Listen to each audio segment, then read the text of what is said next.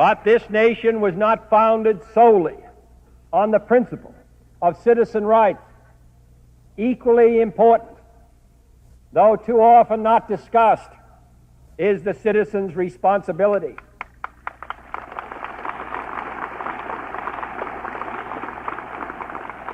For our privileges can be no greater than our obligations. The protection of our rights can endure no longer than the performance of our responsibilities. Each can be neglected only at the peril of the other. I speak to you today, therefore, not of your rights as Americans, but of your responsibilities. They are many in number and different in nature. They do not rest with equal weight upon the shoulders of all. Equality of opportunity does not mean equality of responsibility.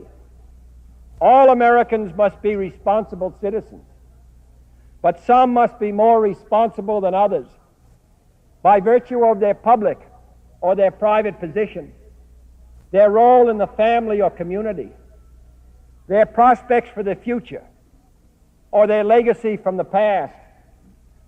Increased responsibility goes with increased ability. For of those to whom much is given, much is required. You have responsibilities, in short, to use your talents for the benefit of the society which helped develop those talents. You must decide, as Goethe put it, whether you will be an anvil or a hammer, whether you will give to the world in which you were reared and educated the broadest possible benefits of that education. Of the many special obligations incumbent upon an educated citizen, I would cite three as outstanding. Your obligation to the pursuit of learning, your obligation to serve the public, your obligation to uphold the law. If the pursuit of learning is not defended by the educated citizen, it will not be defended at all. For there will always be those who scoff at intellectuals, who cry out against research, who seek to limit our educational system. Modern cynics and skeptics see no more reason for landing a man on the moon, which we shall do, than the cynics and skeptics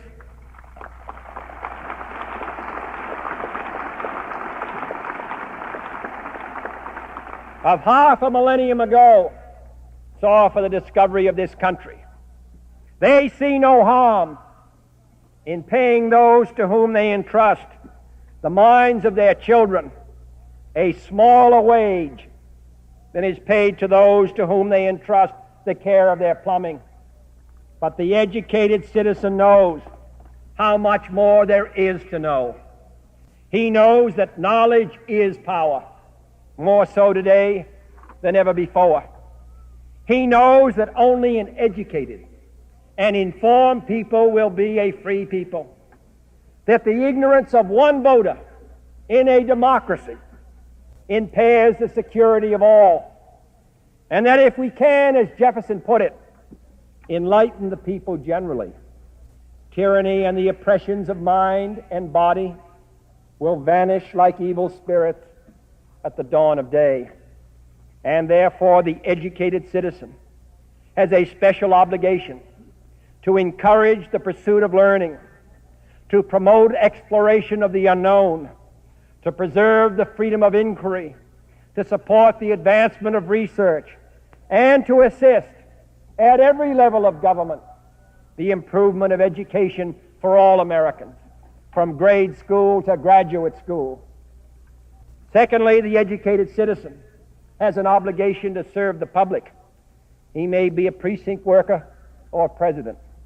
He may give his talents at the courthouse, the State House, the White House. He may be a civil servant or a senator, a candidate or a campaign worker, a winner or a loser. But he must be a participant and not a spectator.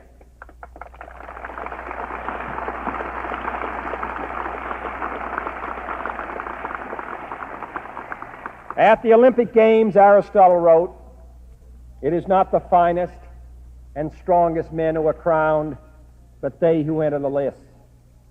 For out of these the prize men are selected. So too in life," he said, "of the honorable and the good, it is they who act who rightly win the prize." I urge all of you today, especially those who are students, to act, to enter the lists of public service and rightly win or lose the prize. For we can have only one form of aristocracy in this country. As Jefferson wrote long ago in rejecting John Adams's suggestion of an artificial aristocracy of wealth and birth, it is, he wrote, the natural aristocracy of character and talent. And the best form of government, he added, was that which selected these men for positions of responsibility. I would hope that all educated citizens would fulfill this obligation in politics, in government, here in Nashville, here in this state, in the Peace Corps, in the Foreign Service, in the government service, in the Tennessee Valley, in the world. You will find the pressures greater than the pay. You may endure more public attacks than support, but you will have the unequaled satisfaction of knowing that your character and talent are contributing to the direction and success of this free society.